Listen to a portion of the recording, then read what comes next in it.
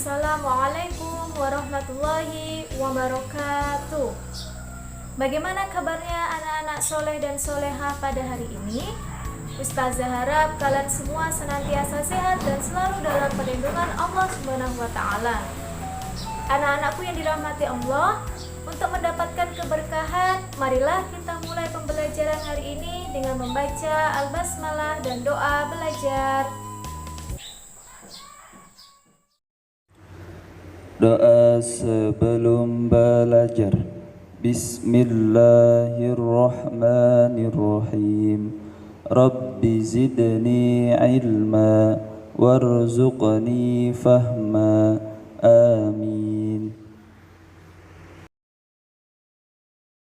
Dalam video pembelajaran kali ini, kita akan belajar mengenai tema 7, subtema 3, indahnya persatuan dan kesatuan negeriku bagian 2. Tujuan dari pembelajaran hari ini, yang pertama, mampu memahami keragaman kegiatan ekonomi di Indonesia. Yang kedua, memahami sikap toleransi. Dan yang ketiga, memahami cara pembuatan, montase, dan aplikasi. Indonesia terletak di antara dua benua dan dua samudra. Letak tersebut membuat Indonesia berada di tempat yang cukup strategis. Dengan letak yang cukup strategis, Indonesia memiliki fasilitas jalur transportasi yang sangat menguntungkan, baik itu jalur darat, laut, maupun udara. Selain itu, letak yang strategis juga menyebabkan Indonesia memiliki iklim tropis. Kegiatan ekonomi di Indonesia pun sangat beragam. Kegiatan ekonomi tersebut sangat bergantung dengan kondisi geografis yang ada di Indonesia. Di daerah dataran tinggi, biasanya terjadi kegiatan ekonomi berupa perkebunan.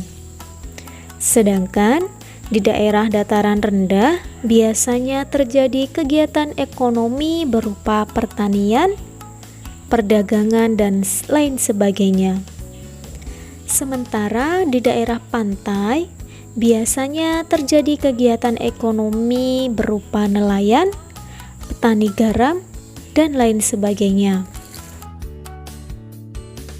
Keragaman ekonomi atau usaha adalah kondisi di mana pelaku ekonomi memiliki jenis usaha serta kegiatan ekonomi yang berbeda-beda.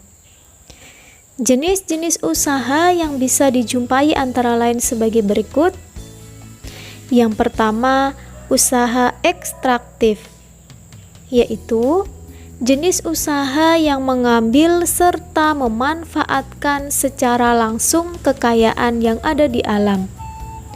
Contoh, nelayan yang menangkap ikan di lautan, pertanian, perkebunan, dan peternakan.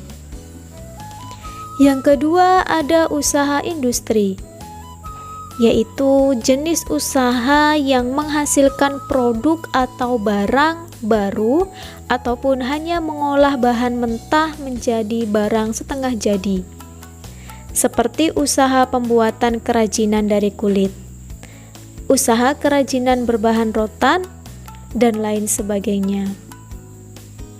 Yang ketiga, ada usaha dagang, yaitu usaha di mana pelakunya menjual komoditas tertentu.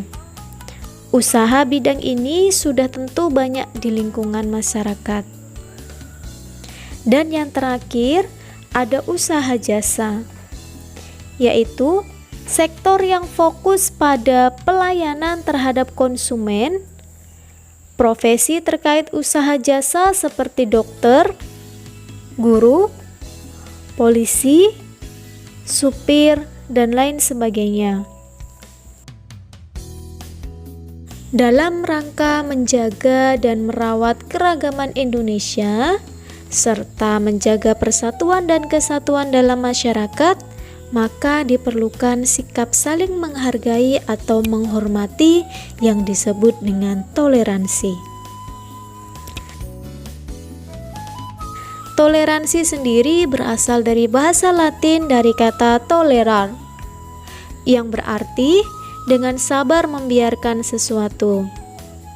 Jadi, pengertian toleransi secara luas adalah suatu perilaku atau sikap manusia yang tidak menyimpang dari aturan, di mana seseorang menghormati atau menghargai setiap tindakan yang dilakukan orang lain. Toleransi juga dapat dikatakan sebagai istilah pada konteks agama dan sosial budaya, yang berarti sikap dan perbuatan yang melarang adanya diskriminasi terhadap golongan-golongan yang berbeda atau tidak dapat diterima oleh mayoritas pada suatu masyarakat.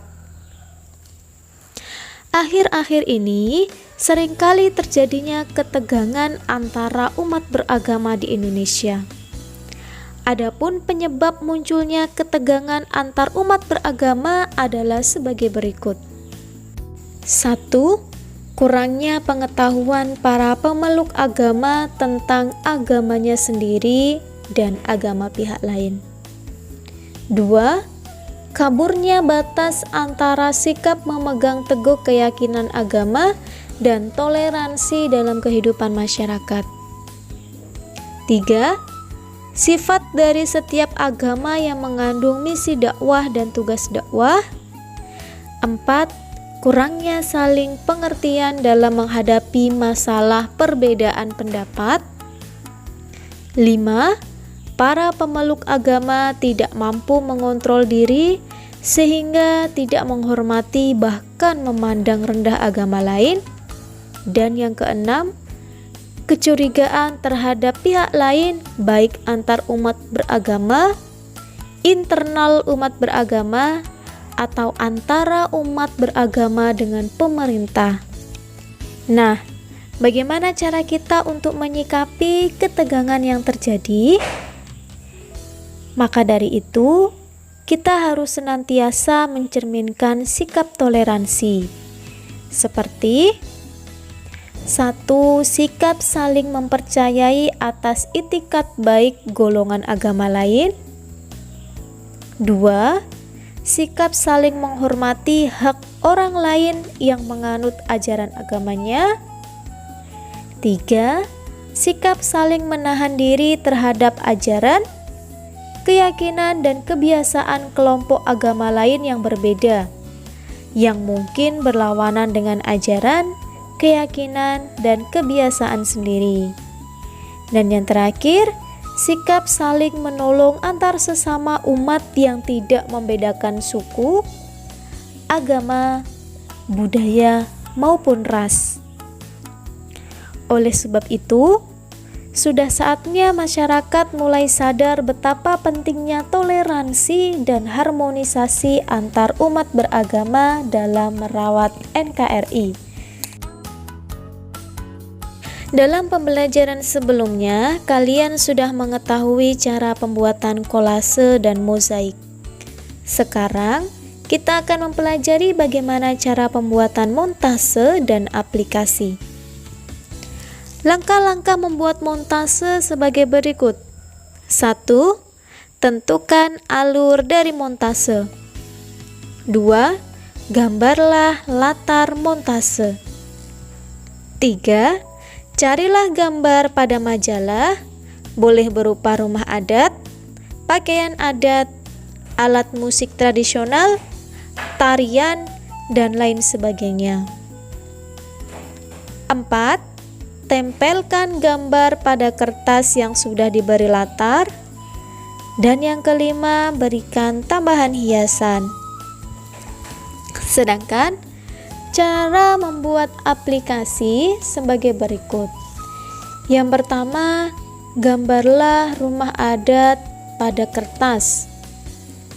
Kemudian yang kedua, berilah latar pada kertas. Yang ketiga, potonglah kertas origami sesuai bentuk rumah adat. Dan yang keempat, berilah hiasan pada karyamu. Itulah materi pembelajaran kita hari ini. Semoga Allah memberikan kita semua kemudahan untuk memahami materi tersebut. Marilah kita bersama-sama mengakhiri pembelajaran kita dengan membaca istighfar 3 kali. Astaghfirullahaladzim, astaghfirullahaladzim, astaghfirullahaladzim. Dilanjutkan dengan bacaan hamdalah, alhamdulillahirabbil alamin, dan doa penutup majelis. Doa penutup majelis. Bismillahirrahmanirrahim.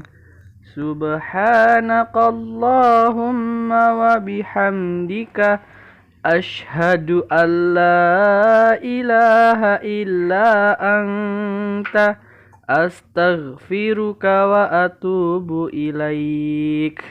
Amin. Demikian yang dapat Ustazah sampaikan. Kurang dan lebihnya mohon dimaafkan. Wabillahi taufiq wal hidayah. Wassalamualaikum warahmatullahi wabarakatuh. Sampai jumpa di video selanjutnya.